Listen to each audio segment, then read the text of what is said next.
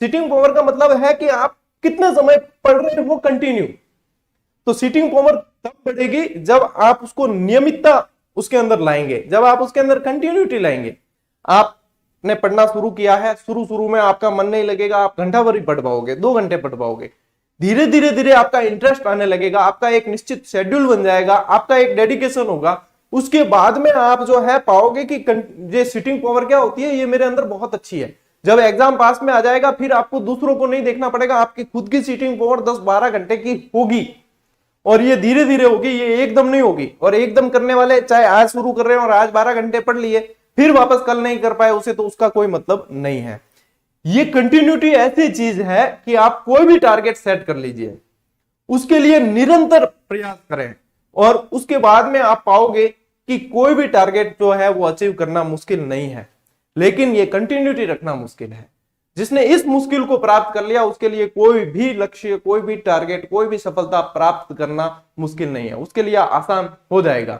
और इन सब चीजों को जब आप कर लेते हो, तब आप पाते हो कि आपने जो लक्ष्य लिया था, जो टारगेट लिया था, उसके प्रति आप सक्सेस हो चुके हैं।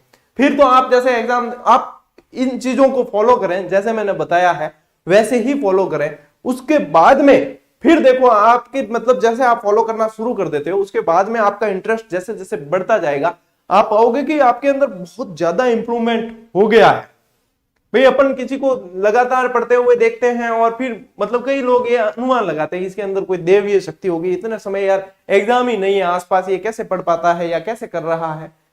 उसके अंदर देवीय शक्ति नहीं है, उसके अंदर खुद के अंदर की शक्ति है। वो दृढ़ संकल्पित है अपने लक्ष्य के प्रति कि मुझे करना है तो करना है, और मैं नहीं तो कौन। ये चीज जब अंदर आ गई कि मैं नहीं तो कौन, आप ही तो करेंगे, ये अपने अंदर आत्मविश्वास होना जरूरी है। नकारात्मक बातें चारों तरफ से आएगी। दुनिया जो चीज दे सकती है ना बहुत आसानी से, वो चीज है नेगेटिविटी। लेकिन आपको उसको त्यागना पड़ेगा, आपको उसको अपने पास में आने नहीं देना पड़ेगा। और वो कब होगा? जब आपके अंदर की पॉजिटिव एनर्जी ज्यादा होगी। और बार बार आप किसी मोटिवेशन की आपको जरूरत नहीं है। और मैं यहां समझता हूं यदि किसी को हर सप्ताह मोटिवेशन की जरूरत पड़ रही है, तो वो जो है सफलता इतनी जल्दी प्राप्त नहीं कर सकता, उसे बहुत पापड़ बेलने पड़ेंगे। क्योंकि जितना अंदर से आत्मविश्वास आएगा ना, जितना आपके अंदर का मोटिवेशन है, वो ही आपको लक्ष्य को प्राप्त करने की मदद करेगा। बाहरी मोटिवेशन 1 दिन 2 दिन बस इतना ही असर करता है। उसके बाद आप जितने सेल्फ मोटिवेटेड होते हैं, वही आपको आगे लेकर जाता है।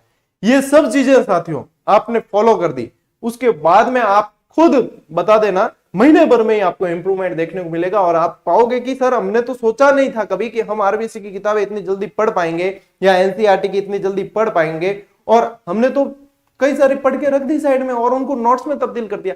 यही तो चीज होती है। अपने आप को योग्य बनाओ, अपने आप को काबिल बनाओ। यदि आप अपने आप को योग्य और काबिल नहीं बनाते हो, तो दुनिया आपका फायदा उठाएगी। और आप अपने आप को योग्य बना लोगे, तो आप फिर जो है दुनिया को अपनी सेवाएं दे सकते हो। तो यही चीज होती है साथियों। ये यदि स्ट्रेटेजी किसी भी फील्ड में फॉलो कर दी जाए, तो आप निश्चित रूप से सफल होते हैं। और फिर बाद में जो है लोग आपको अपनी प्रेरणा स्रोत बनाकर उन स्ट्रेटेजी को फॉलो करने लगते हैं। यही सफलता के मंत्र है। और ये शांति काल है। इस शांति काल का लाभ यदि उठा लिया, तो आप उस भीड़ से 10 कदम आगे होंगे, जो भीड़ विज्ञप्ति आने के बाद में दिखती है। अभी सब सोए हुए हैं, सब सोए हुए हैं चिर निद्रा में सारे। चाहे आयोग की बात कर दो, रिजल्ट नहीं निकाल रहा है, वो भी सोया हुआ है। चाहे विद्यार्थियों की बात कर दो, तो विद्यार्थी भी सोए हुए हैं। अपने लक्ष्य के प्रति कोई अभी इतना एग्रेसिव नहीं है। जबकि